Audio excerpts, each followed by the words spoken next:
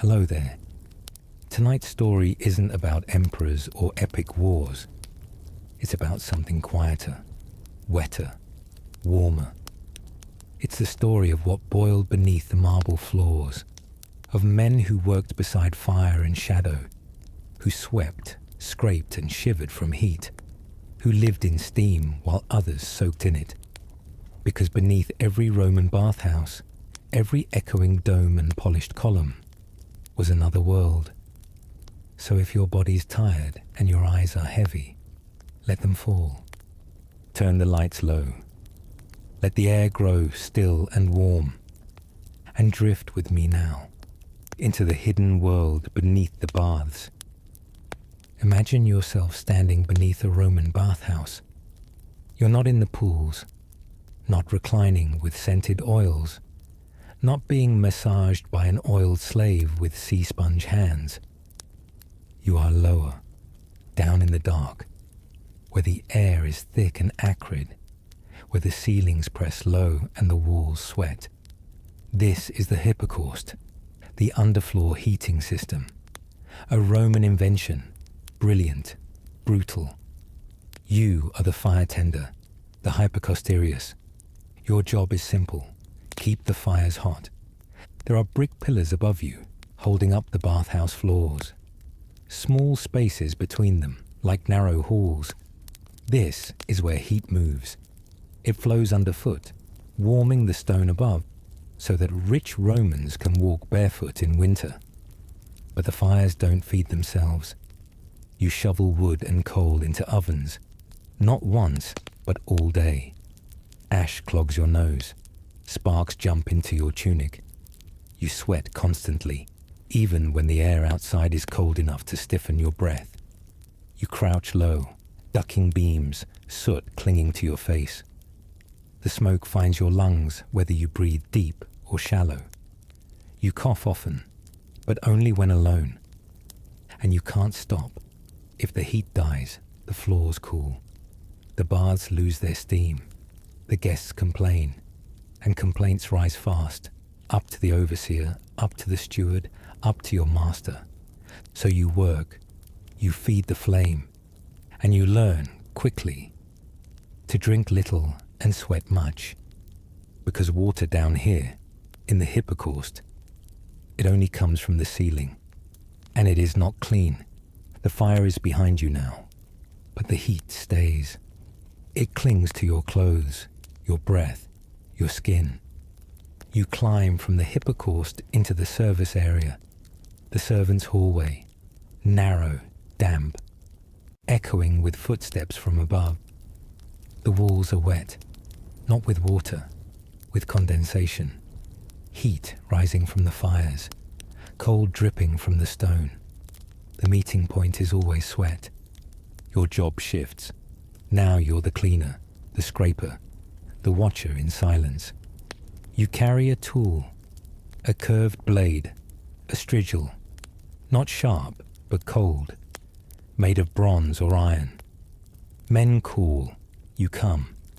You scrape their backs, their arms, their legs. Oil, sweat, dirt, all peeled away like bark. They don't see you, not really. You are background, a hand, a towel, a whisper in a steam-filled room. You rinse the blade in a basin, again and again. The water darkens, always darkens. Sometimes it smells sweet, the oil. Sometimes bitter, the sweat. Sometimes it's just filth. And yet, you stay quiet. That's part of the job. You see things, you hear more. Whispers in corners. Coins pass between robes. A senator's laugh, too sharp. A merchant's secret, said too close to steam. You remember all of it, but speak none of it, because talk costs more than silence. And your silence is what keeps you employed. Not all jobs are seen. Some stay hidden, like the one at the back wall, down the steps, past the oil room and the empty sandals.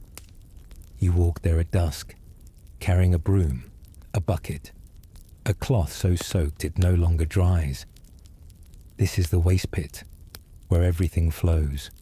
Water from the baths, oil from the scrapers, dirt, hair, things that have no name, things you don't want to name.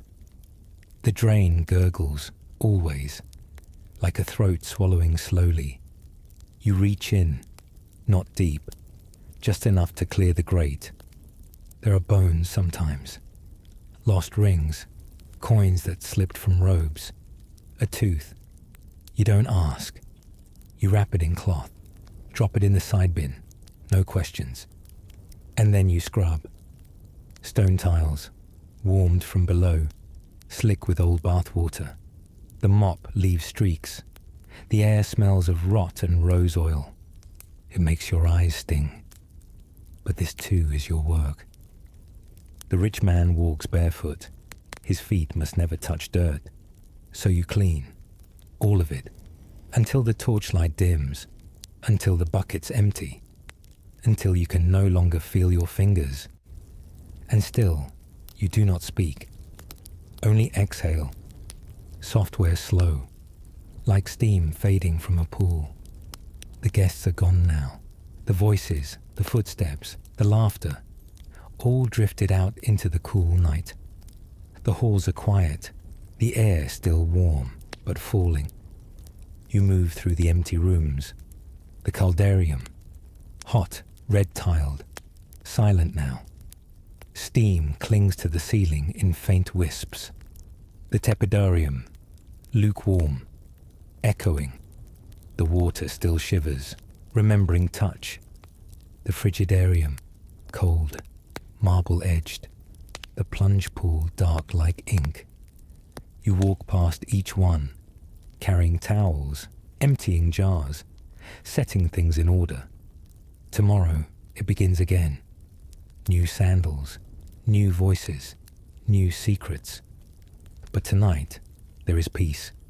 You return to your corner. A pallet, barely straw, a folded tunic, a clay cup with water gone warm. You lie down. Your skin is still damp. Your lungs still taste of ash. But you are used to this. Your body hums from heat. Your arms ache from scrubbing. Your back remembers every bend. And your mind, it is quiet. Because this world, the bathhouse, is not yours. You do not bathe here. You work here. And you do not complain. Because in Rome, even silence is labor. And you have done your share. He was not named in the beginning. Just a mark on a payroll list. One of 20 bathhouse servants at the Thermae Agrippae, one of the oldest public baths in Rome. But his writing, soft, cramped, hidden between scroll margins and scraps of wax tablet, would one day give him a voice. His name at last appears. Titus Claudius Secundus. Born to a slave mother, freed at 15, hired at 20 to tend the caldarium. He was not remarkable, not strong, not quick, not clever with coin or politics, but he watched and he remembered. Titus worked the bathhouse floor for over 30 years. Same path, same sandals, same tools, a bucket, a brush, a cloth for drying benches, a small oil jar. Never full. He never missed a day, not once.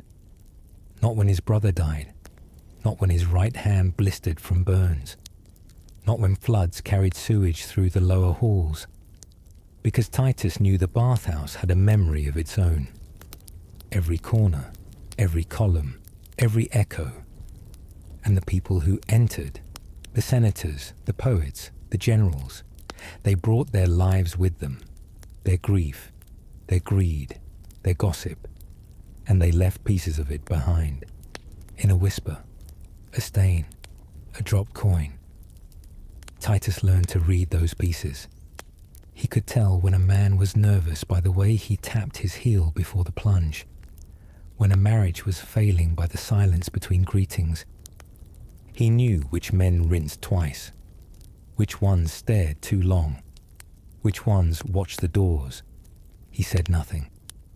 But in time, he wrote. Small notes, a phrase on parchment, a name, a time, a glance. Nothing scandalous, not at first. Just memory, quiet, careful, as if he was writing for the bathhouse itself. Titus began each day before the sun rose. He lit the hallway lamps, checked the buckets, felt the walls of the caldarium with the back of his hand. Too cold, and the fire below needed coaxing. Too hot, and someone would faint. Again. He walked the halls barefoot. He liked the feel of the warm stone. Said it told him things about leaks, about shifting heat, about the moods of the bathhouse. The first guests arrived in silence. Older men, stooped, serious, always early. They spoke Latin like law, crisp, spare, sharp. Titus bowed, not low, just enough. He gave them towels, cleaned the benches when they stood, scraped stray oil from the floor with a curved tile shard. They didn't look at him, but the others, the younger men, the newer ones, they did. Some spoke to him, careless, half laughing. Warm enough for a senator's bones. Think the steam makes the secret stick. Tell me, boy, what do the tiles say today? Titus always smiled, quiet, obedient. He knew how to answer without answering.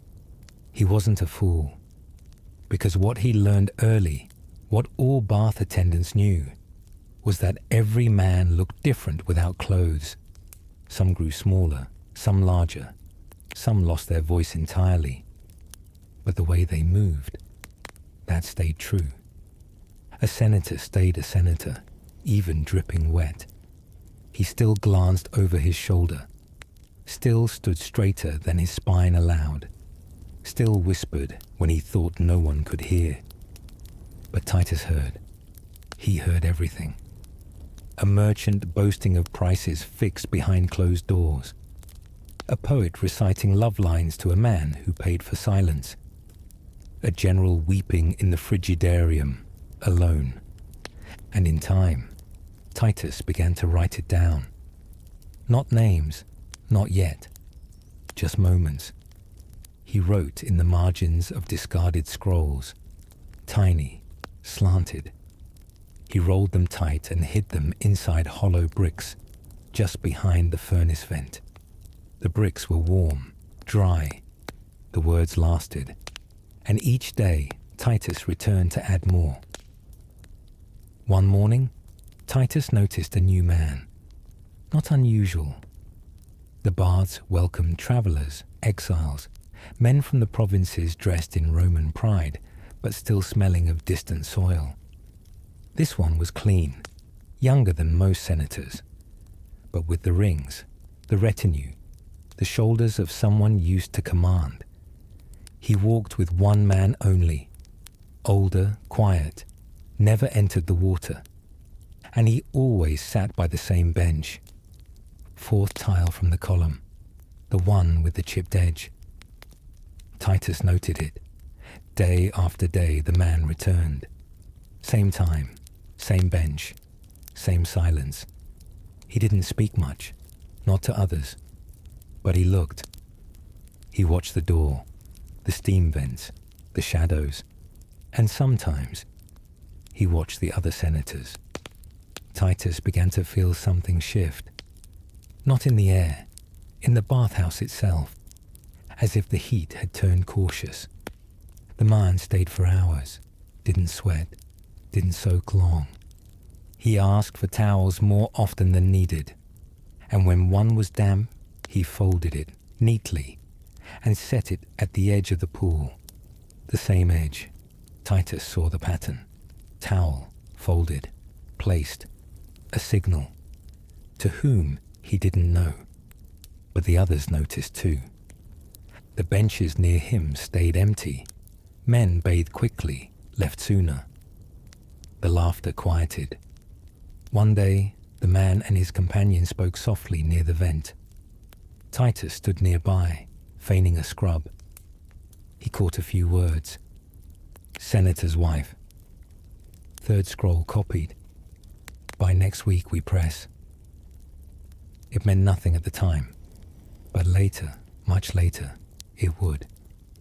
Because the next morning, a senator didn't arrive. Not unusual, but 2 days passed, then 3, and then the notice was posted. Consul M. Petraeus Sabinus, found dead in his villa. Fever, it said. Quick, sudden. Titus remembered the man with the towel had spoken to him. Just once. A nod, a phrase. Steam tells the truth if you listen. Then he was gone, never came back. But the towel stayed, folded on the bench. It sat there until the afternoon sun baked it dry. After the senator's death, the bathhouse changed. Subtle things first. Men spoke less. Eyes moved more. The caldarium stayed emptier. The frigidarium fuller. Perhaps men wanted the cold, to tighten the skin, to feel less exposed. Titus noticed. He always did. He changed his path, cleaned benches twice, added fresh oil sooner than needed. He knew that when men grew afraid, they looked for control in small rituals. He gave it to them. One man began to leave coins beneath his bench, not openly, quietly, a small offering. Another left petals, soft, white, already wilting. Titus did not touch them. He swept around them, let them fade. But at night, he wrote. He could no longer use discarded scrolls. Too many missing. Too many hands searching. The bricks where he once hid his notes had been pulled, one by one, and replaced. Someone else was watching now. So he wrote differently. He took wax from discarded tablets, melted it thin, pressed it between broken tiles beneath the scrub basins. He scratched only symbols, 3 lines, a square, a mark for each man he watched enter the caldarium and leave with a different expression. No names, just memory. Even without ink, it held weight. Because the bathhouse never forgot. The tepidarium was the gentlest room. Warm, not hot. Quiet, not loud. The marble benches curved just right for sitting and thinking. It was here that most secrets were spoken. Men leaned close, spoke softly, not because they feared being heard, but because they believed steam was safe, that it swallowed words. Titus knew better. He kept his distance, moved slowly, washed the same corner 3 times just to stay near. The benches were full one morning. 3 senators, 1 merchant, 1 man from the east, silk tunic, clean-shaven head, rings with strange stones. They spoke of something called the Scroll of Grain, a list perhaps, or a law. A senator leaned in, whispering. They falsified the count, the entire shipment. That's why the bread riots. They knew. The man with the rings said nothing, just smiled. The merchant laughed too loudly. A cover. Titus kept his face blank, kept scrubbing. They didn't see him. Not really. But he wrote later. A circle with a dot. A diagonal slash. A wave. The marks he used when power changed hands. That night the merchant didn't go home. He was found asleep in the frigidarium. But he wasn't sleeping. And his face was very calm. The bathhouse doors opened late the next day. Men walked with slower steps. Their eyes drifted more. Silence stretched longer. And Titus, he watched, he wrote. Even when others stopped coming. Even when fewer voices echoed between the tiles.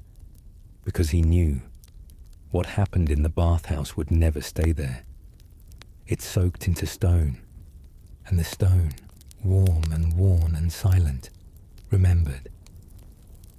There was one day when the fires failed. No heat in the caldarium, no steam rising from the vents, no warmth underfoot. The guests turned away at the doors. Some grumbled, some left in silence. A few muttered curses, crossing themselves as if warding off bad luck. The fire pit below was still hot, but something blocked the flow. A clog, they said. But Titus knew better. He felt the floor, cold, yes, but humming, tense, like breath held too long. The servants gathered.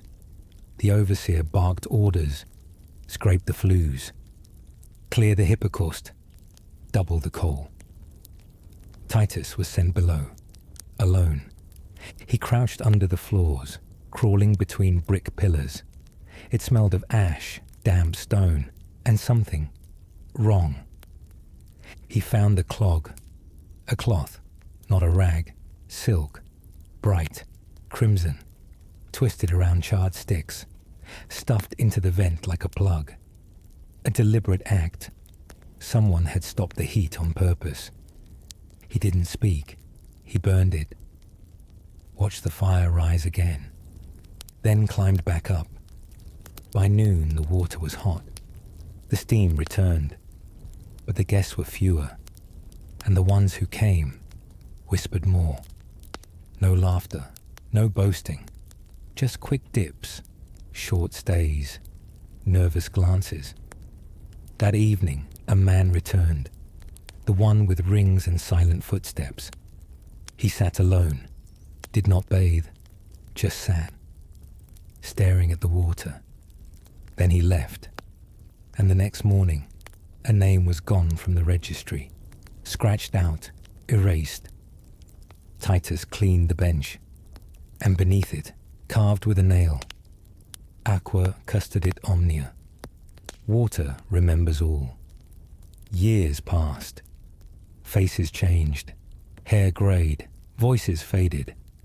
But Titus remained, still walking the same halls, still lighting the same lamps, still cleaning benches with quiet hands and a sharp eye.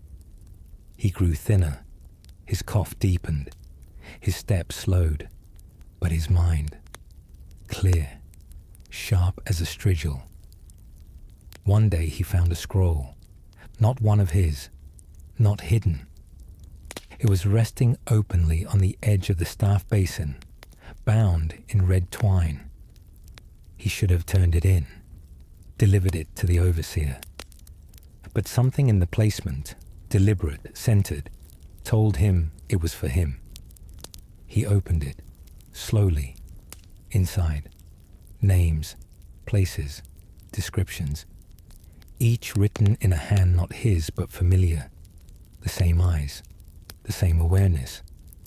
One passage caught him.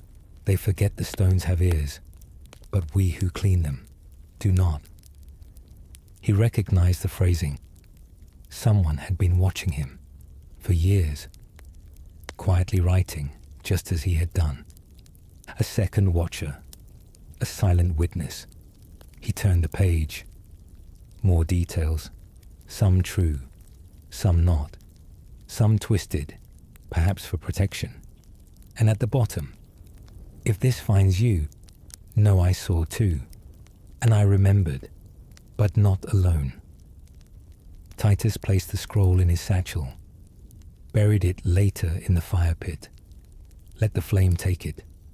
It was too dangerous to keep, but he remembered every line, because memory to him had never needed parchment. It lived in the tiles, in the steam, in the way a man walked from heat to cold, and in the way the bathhouse itself seemed to listen. That night, he wrote again. One last entry, just 4 words, I was never alone. Titus did not return to work the next morning. His sandals remained by the bench. His towel, folded dry, lay untouched. The overseer said nothing, just assigned a new boy to the caldarium. Younger, quicker, less curious. The guests never asked. Some noticed, perhaps. Most did not.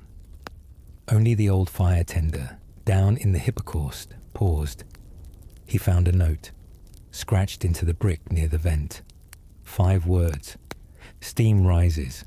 So do memories. It wasn't signed, but the handwriting was known. Titus Claudius Secundus, the man who scraped benches, folded towels, swept petals, and wrote without ink, was never officially remembered. No statue, no plaque, no verse. But one scroll survived. Illegible in places, creased, water-warped, found tucked in the binding of a later manuscript, hidden like a secret. It contained short notes, dates, smells, phrases, heat levels, and stories, fragmented, poetic, precise. A senator trembled before the plunge. A soldier confessed while lathering oil. A girl listened through the walls and smiled. It is the only known account from a Roman bathhouse attendant to survive in written form. And while historians debate its accuracy, those who read it slowly, late at night, with a cup of warm water and quiet breath, they hear something else. A rhythm, software repeating, steady as footsteps on stone. A life lived beside steam, and the memory of a man who listened. Titus once said, though only to himself, that water speaks. Not in words, not in sound, but in movement. It curls differently around a man who lies. It pulls slower beneath a man with sorrow.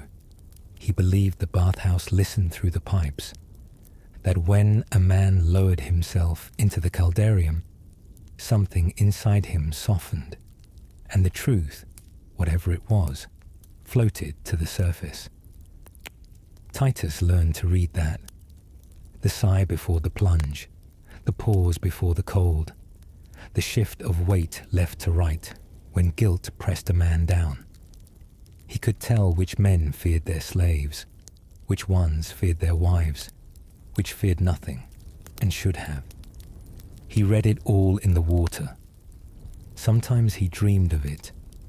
Steam rising like ghosts, pools rippling with voices, drains murmuring names. He woke with the smell of oil in his nose and the feel of wet stone beneath his hands. But in those moments, he never felt fear, only duty, to watch, to remember, because he understood what the guests never did. The bathhouse didn't exist to cleanse the body. It existed to reveal it. Years after Titus vanished, another boy took his post, then another, and another. But some things remained. A groove worn deep in the caldarium floor, right where Titus used to stand. A mark behind the 4th bench. A circle scratched faintly into stone, nearly lost. And deep in the archives of the Basilica Ulpia, a scholar named Livia discovered something curious. A scroll, catalogued wrong, bound tight with kitchen records, filled with strange notes. It wasn't addressed to anyone, had no date, but it had a tone. Calm, observant, detached, yet deeply human. She translated some lines, slowly. One stayed with her. I do not need to be seen, only heard, and even then, only by the stones. She read it once more, then placed the scroll back in its pouch. That night, she dreamed of steam, of sandals on wet floors, of eyes that saw everything and judged nothing. And when she woke, she whispered, "Thank you, Titus," though she didn't know why. The ruins of Pompeii rest in silence now, but long ago there was noise, laughter, water splashing, the hiss of steam, the murmur of sandals across stone, and beneath it all, the drains, hidden channels, brick-lined, just wide enough for a slim man to crawl through. They carried everything away, water from the pools, oil from the strigils, hair, dirt, secrets. When the city fell, the drains filled last. Mud poured in, dust, ash, and everything left behind. For centuries, they waited, dry, cold, pressed tight beneath collapsed columns and time. Then one day, nearly 2,000 years later, a team of archaeologists began to dig. Not the grand halls, not the statues, the drains, crouched, slow, careful, a few inches at a time. The tools were small, brushes, trowels, gloves thick with soot. They pulled out coins first, old, bent, blackened, then rings, one with a chipped emerald, another twisted out of shape as if torn from a hand in a hurry. Then came stranger things, bone fragments, bits of sandals, a child's tooth, and a spoon. Bronze, curved, dark with time. It was carved with letters, half lost, but still legible. The name read, Secunda. A common name, maybe. A kitchen girl, a washer, a daughter. She had dropped her spoon, or maybe placed it there long ago, in silence. The archaeologist did not know her story, but the drain did, and it kept her spoon safe. The archaeologist reached deeper into the drain. The channel narrowed, barely the width of his shoulders. The walls dripped faintly, not with water, but with ancient moisture, the sort that lives in stone, long after fire has gone out. The trowel tapped something hard. He stopped, brushed away the soil, gently. Soft strokes over and over until it emerged. A necklace, copper mostly, green with age, links still connected. And at the center, a charm, a Venus figure, carved from bone, her features worn smooth. One eye was gone, the legs chipped, but the shape remained. He held it for a long moment. Who dropped it? Was it stolen? Torn in a fight? Given in love and forgotten in haste? Or was it offered? Some Romans threw tokens into drains as curses, to silence a rival, to end a romance, to beg the gods for something they couldn't ask aloud. The necklace might not have been lost. It might have been surrendered. Later, when the team cleaned it, they found letters scratched into the back. Not Latin, just marks, symbols, a spiral, a dot. They couldn't translate it, but the meaning was clear. This object had power, not because of its metal, but because of where it had been placed. The bathhouse was not just for cleaning. It was a space of ritual. Men washed, but they also wept. Women anointed each other with oil and salt and stories. Children played in the frigidarium while their mothers whispered about omens and lovers. And beneath it all, the drains listened. Every splash, every sigh, every argument. The necklace had been buried in that memory. And when it came back to the surface, it brought a feeling. Not fear, not joy. Something else. Recognition. As if the stones themselves remembered the hand that let it go. Most coins found in Pompeii lie where they were dropped. By stalls, by tables, near fountains. But these coins were different. They came from deep in the drain, pulled out one by one, clumped in black clay, over 30 of them, some bent, some fused together by heat, others still bright beneath their filth. One bore the face of Emperor Titus, another, strange, showed a coin not used in Italy at all. A provincial mint from the coast of Syria. It should not have been there. The archaeologists took note. Why would coins from across the empire, from distant ports and provinces, wind up beneath a Roman bathhouse? Lost, maybe, but 30. Too many to be chance. One theory was offered, quiet, almost embarrassed. A bathhouse attendant, lowborn, poor, hiding his earnings where no one would look. Day by day, coin by coin, a secret hoard in the sludge and shadow. Then the volcano came, the fires, the panic, and the coin stayed. Another theory, a ritual offering. Copper and silver thrown into the drains like prayers into a wishing well.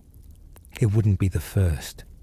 Romans believed in water spirits, in spirits of the bath, in small gods that clung to heat and echoed in steam. Appease them, and you might be safe. Ignore them, and you might not be. The bathhouse was more than walls and pipes. It was a theatre of the body, of secrets, and money always played a role. Pay to enter, pay for oil, pay to be touched, pay to be healed, and sometimes pay to be forgotten. One coin in particular stood out.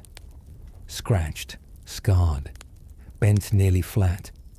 It bore no emperor, just a line, a mark that meant nothing on maps. But to someone once, it meant everything. And they dropped it into darkness, not to lose it, but to leave it behind. They were not expecting bones, not human, not here. But there they were, small at first, a sliver of something pale, thought to be animal, perhaps pig, used in ritual, or left from a feast. Then another, longer, curved, then a tooth, human. They stopped digging, cleaned the area, marked the layers, and slowly the full picture emerged. A foot, just bones now, of course, disarticulated, separated by time, water, and fire, but unmistakably human. No rest of the skeleton nearby, no skull, no ribs, just a foot, found in the deepest drain beneath the caldarium. How it got there, no one can say. Some guessed injury. A man, worker, guest, child, crushed during the collapse, trapped, dismembered by force or debris. Others weren't so sure. The cut marks were faint, but present, clean, almost surgical. A punishment, a warning, perhaps. But the bones tell little. They lie without words. Except one, a toe bone, the third from the right, bore a groove, a thin line around the shaft. The kind worn by a tight ring over many years. A sign of belonging, or a vow. One archaeologist, older than the rest, offered a story, not as fact, but as possibility.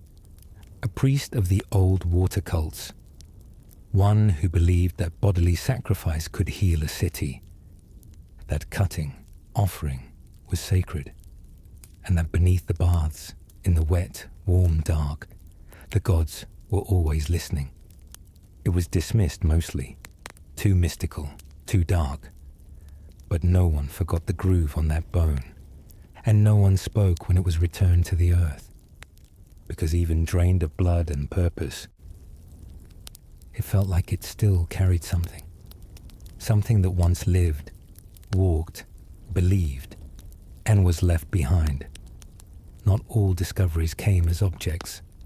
Some arrived as sound. When the archaeologists cleared the fifth tunnel, a narrow shaft beneath the women's changing hall, something unexpected happened. As they removed a cluster of stone and sediment, a breeze stirred through the gap, and with it, a tone. Software high, almost musical. It wasn't a voice, Not truly, but it wavered in the ear like humming. The team paused, listened. One woman, a conservator, said she felt something behind the tone. A word, or maybe a breath. They checked the airflow, the structure. No trick of wind. It was the shape of the drain itself, curved, smooth, worn by time and water, the way the echo moved. When the stone was fully cleared, the sound stopped. The tunnel fell silent. Inside they found nothing remarkable. No jewels, no bones, just a thin gold chain, twisted, broken, wedged in an outflow pipe. It bore a charm, a hand, open with 3 fingers bent, the old symbol of silence or protection. The drain had been shaped by centuries of running water, and some believed that water remembers. Every conversation, every song, every prayer whispered alone while steam curled from the floor. Perhaps that's what the sound was. A fragment, a vibration of memory caught between stone. The conservator didn't say much afterward, but she asked to be reassigned, said the quiet of that tunnel wasn't empty, it was full. And she didn't want to hear what it had to say. It began with a tile, flat, dull red, pulled from the lowest chamber under the men's caldarium. At first, it seemed ordinary. One of many, part of the flooring that once bore the weight of hundreds of wet feet. But on its underside there were scratches, deliberate, small angular letters, Latin, but crude, not carved for art, carved to be hidden. The archaeologist translated it slowly. A name, Gaius Vibulius, and below it, may his blood boil and bones crack. A curse, pressed into the underside of a floor tile, set there in secret before the tile was laid. No one would see it, but the writer believed someone or something would hear it. These were known in Rome. Defictiones, curse tablets, often etched on lead, folded and thrown into wells or graves. But this one was different, not cast into darkness, built into the very floor. The place where Gaius would walk, sit, maybe rest after a bath. The curse would be under him, always. Other tiles followed, each found by accident, each etched with quiet anger. Some cursed for revenge, others begged for love. One simply said, "Let her forget me. I cannot carry her." These were private things, meant to be unseen. But Pompeii's drains, warmed by the fires and cooled by the ash, preserved them. Even what was meant to be lost stayed. And so the bathhouse became more than a place of washing. It became a journal of grief, of desire, of fear. And every footstep, every scrub, every drop of oil pressed those words deeper. So deep, even the gods would hear them. Or perhaps only the stones. It was small, too small for a man, too narrow for a woman. Just a single sandal, found twisted beneath a collapsed arch near the hypocaust vent. Leather, still soft somehow, preserved by ash and time. The strap broken clean, as if yanked free in haste. No matching pair. The archaeologists held it in silence. Children were not uncommon in Roman baths. Some came with mothers giggling through the steam. Others with fathers splashing at the edge of the frigidarium. But this one had wandered perhaps. Too close to the servant halls. Too far from the light. The tunnel where it was found had no reason to be visited. It was narrow, slick, filled with smoke from long dead fires, and yet the sandal had made its way there, Had the child gone exploring? Had they followed someone? Or had they hidden? The walls bore no markings, no scratches, no soot smears from small fingers. Only the sandal, alone, as if placed. One team member, a quiet man from Naples, took special care cleaning it. He never spoke of the sandal aloud, but he left a note in the logbook, a single line. She was brave. She. No evidence of gender, no name, no story. Only the shape of a foot, the pressure of movement in the sole. But sometimes, that's enough. The team made no announcement, no headlines. The sandal was tagged, catalogued, and stored. But one of them, the same quiet man, returned alone months later. He placed a flower where the sandal had been found, not in grief, in memory, because even the smallest loss leaves an imprint, and in Pompeii, even that imprint remains, held by ash, cradled by stone, and guarded by silence. Further down the main drain, beneath a layer of hardened ash, the team found a puddle, not of water. It glistened strangely in the torchlight, thick, amber, still faintly fragrant. Oil, perfumed bath oil, trapped for centuries in a pocket of cooled stone, preserved like honey in a sealed jar.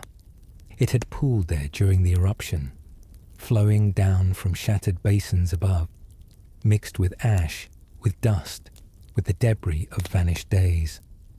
The scent lingered. Lavender, myrtle, a hint of clove. One woman wept when she smelled it, not because it was beautiful, though it was, but because it was so sudden, so human. She said it reminded her of a shoulder pressed beside her in a crowd, a breath, a presence. It filled the chamber for a moment, then faded. They took samples, carefully, tested the oil, matched it to recipes found in Roman texts. This wasn't cheap oil, it was custom, blended, likely made for someone wealthy, a matron perhaps, or a favored courtesan. But now it was here, dripping through stone, settling in the dark. An accident maybe, or an offering. The Romans believed that oil purified, that to anoint the body was to cleanse the soul. And in the moment before panic, before the sky darkened, before stone rained from the heavens, someone spilled it, or perhaps poured it, into the drain, into silence. No one knows if it was ritual or despair, but the oil stayed, clinging to memory, holding scent when all else was ash. And when the archaeologists closed the chamber, the scent lingered on their gloves for days, as if the bathhouse itself had spoken and refused to be forgotten. The excavation ended slowly, not with discovery, not with fanfare, but with a quiet decision to leave the last chamber untouched. They had found enough: coins, bones, charms, curses, oil. But deeper in the drain, the tunnel bent sharply, narrowed. No one could see beyond the curve. The ground was unstable, the air thick with something not quite mold, not quite smoke. One of the younger archaeologists wanted to continue. "We're so close," she said. But the lead shook his head. Some things can stay buried. The team packed up, filed reports, photographed every inch, catalogued, stored, archived, and left the bathhouse behind. But the final section, the one that bent out of view, stayed sealed, marked with a single flag, pending review. Yet those who had worked in the drains knew there was more. Not gold, not statues, but stories, pressed into clay, whispered into cracks, left behind not by emperors or generals, but by those who walked in silence, who lost rings, who whispered prayers, who dropped a sandal. Pompeii's bathhouse drains were never just plumbing. They were memory. Long, winding arteries of a city still murmuring in its sleep. And as the team departed, the wind blew softly across the open court. The sun struck the old stone. And deep beneath the earth, the last corner of the drain stayed dark, waiting, not for light, but for someone to listen. Far from the noise of the public baths, past arches, through gilded doors, behind guards who never looked away, there was a room, small, perfect, and silent. It was known only by a few names: Balneum Augusti, the Imperial Chamber, or simply the room, built not for the people, not for senators, not even for Rome's elite. It was made for one man, the emperor. Its ceilings were low to trap the heat. Its walls were stone overlaid with golden mosaic. Soft patterns of waves and reeds, tiny birds disappearing into ivory mist. The floor was warmed from beneath by its own dedicated hypocaust. A fire tended constantly, watched day and night, never allowed to die. The air inside was thick, not oppressive, but deliberate. You felt it on your skin before you breathed it, a weight. The chamber was scented. Oils poured into bronze bowls, herbs wrapped in cloth and soaked in wine. Sometimes rare incense, brought from the east, smouldered in quiet bowls by the wall. Nothing burned openly. Everything steamed. The emperor would sit alone, or with one guest, never more.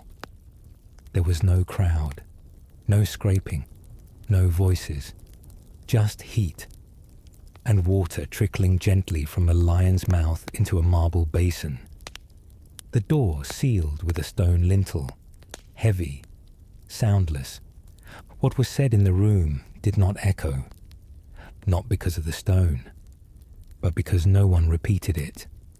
The emperor did not build his steam alone. Below the chamber, in a stone room few ever saw, were the firemen. They did not wear togas, they wore soot. Their faces were red from heat, their hands cracked from coal and splinters. They worked in shifts, 2 at a time, feeding the flame beneath the emperor's feet. The chamber had its own hypocaust, separate, silent. Its bricks were laid closer, its vents angled carefully. The smoke never reached above. Only warmth, steady, controlled, unforgiving. The men knew the temperature by feel. They could touch the wall with a flat palm, count to 3, and know if the emperor would be pleased or not. The penalty for failure was not lashes. It was replacement. Quick, quiet, gone. They were allowed no conversation, no sleep, no breaks. But once a week, they received a gift. Bread, still warm, wrapped in linen, infused with the same oils used in the steam above. It was said to carry the scent of the emperor himself. They never spoke of it. They ate it in silence, because heat, to them, was sacred. Not just warmth, but presence.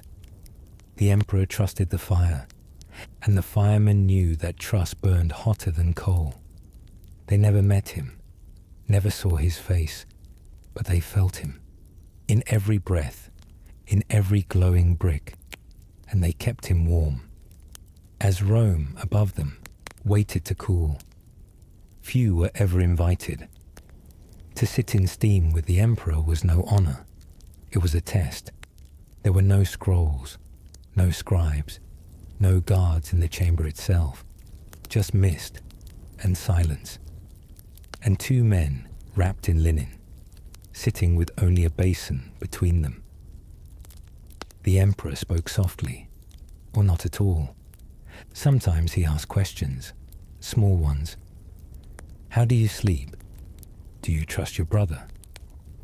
What do you smell in this oil? There was no right answer, only truth, because the steam softened the body, and sometimes the mind. Men confessed things in that room, whispered betrayals, wept over shame, admitted ambition they had never said aloud. The emperor listened, not as ruler, but as presence. Heat blurred the titles, the robes, even memory. Some guests left smiling. Some did not return. One scroll, hidden in a private collection, likely copied in secret, speaks of such a visit. A general, name unknown, spoke with the emperor beneath the mist. 3 days later, his villa was burned. The author writes only, the chamber revealed what he hid from war.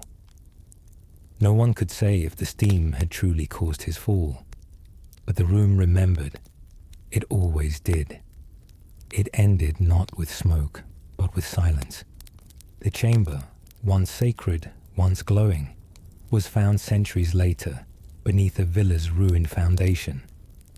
The door was still in place, the stone lintel unbroken. Inside ash, cracked tile, faded mosaic, but no fire, no oil, only the shape of what had been warm.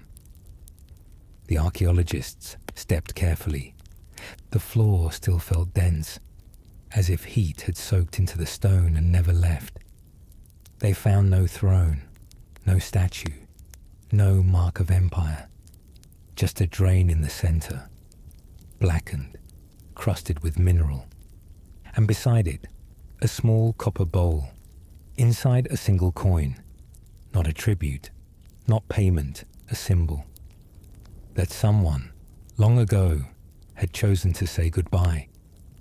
They sealed the chamber again, not out of fear, out of respect, because some spaces hold memory differently, not in words, not in bones, but in warmth. And when that warmth leaves, it leaves slowly. The emperor's steam still lingers, in legend, in stone, in the silence that waits just behind the breath.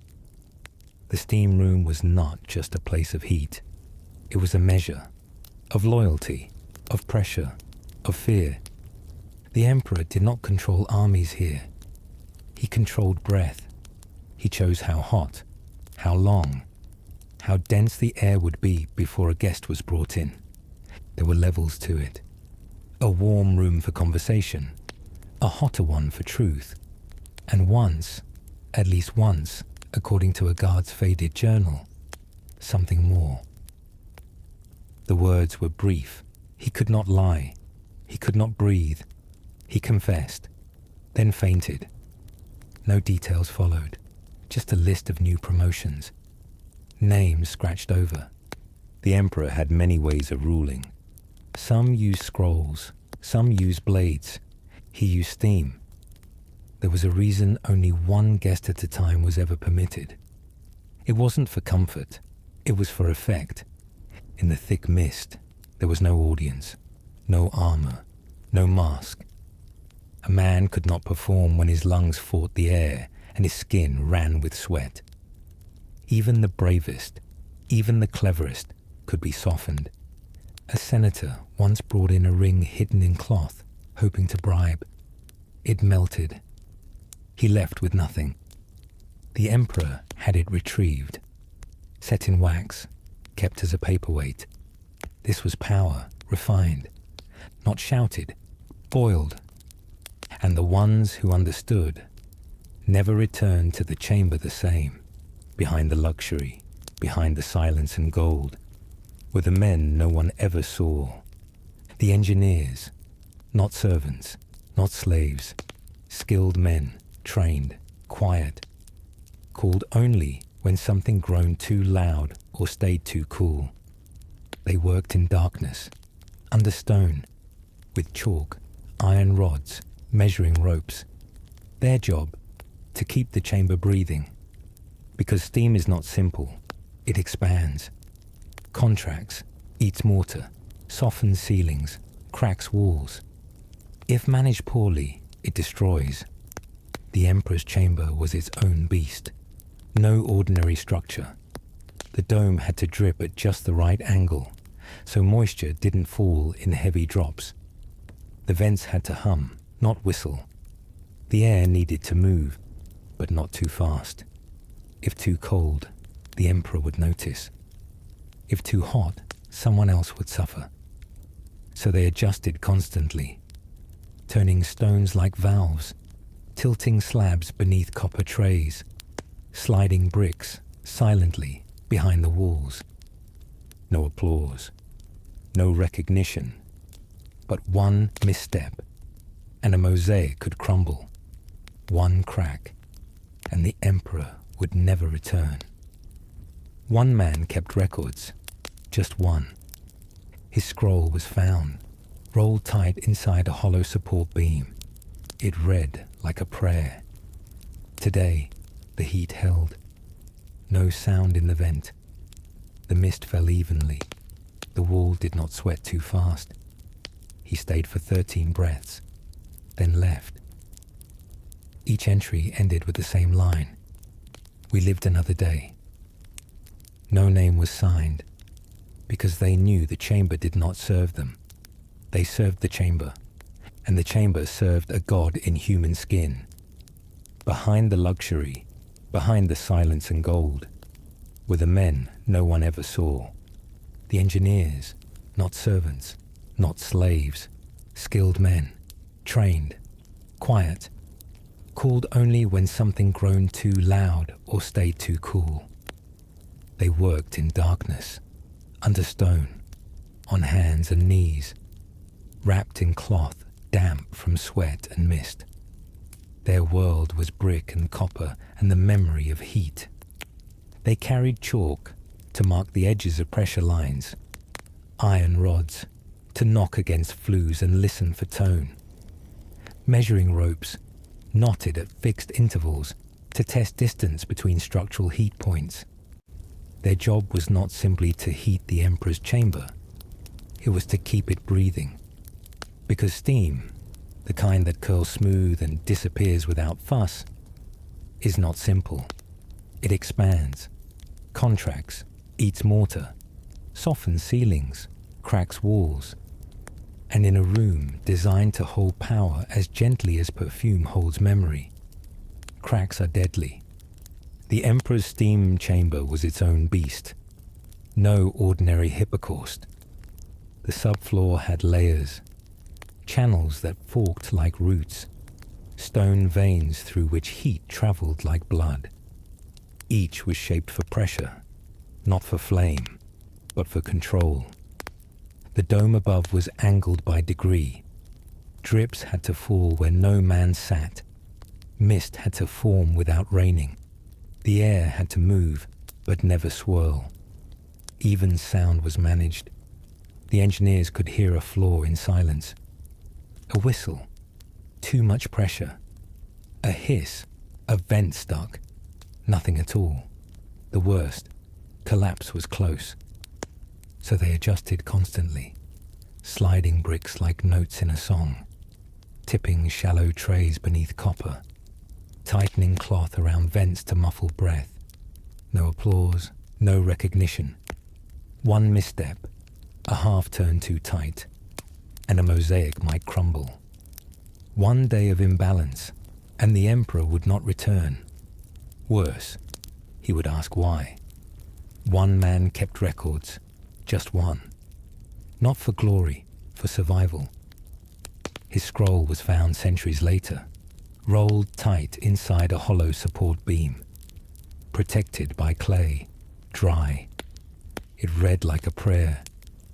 Today the heat held, no sound in the vent. The mist fell evenly. The wall did not sweat too fast. He stayed for 13 breaths, then left. Each entry ended with the same line. We lived another day. No name was signed, because they knew the chamber did not serve them. They served the chamber, and the chamber served a god in human skin. So now, you know. The Roman bathhouse was not just a place of marble and water. It was a machine, a memory, a world turned inward, where heat was not only comfort, but control, where drains whispered louder than priests, where silence was labor, and steam was truth. You've walked its halls tonight, not as a senator, not as an emperor, but as someone quiet, watching, listening, like Titus, like the girl who lost her sandal, like the firemen beneath the emperor's floor, feeding flame into stillness. Their names are gone, but the heat they tended, the water they moved, the secrets they witnessed, those remain, pressed into stone, carved into drains, wrapped in oil and ash. So, if your eyes are heavy now, good. Let them close. Let the warmth settle in your chest, like steam that never leaves the tile. Because tonight, you are part of something buried, something real. And the bathhouse, long cold, remembers you too.